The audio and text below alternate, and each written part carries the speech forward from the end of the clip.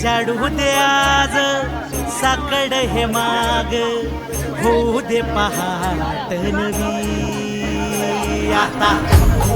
जाऊ दे साऱ्या जगाला पाहू दे, पडू दे पाऊल जरी काट पाया खाली टाकलेला येऊ दे, पडू दे पाऊल मोठी लढाई लढू मातीसाठी गड्या, मनगटाच जोर लावून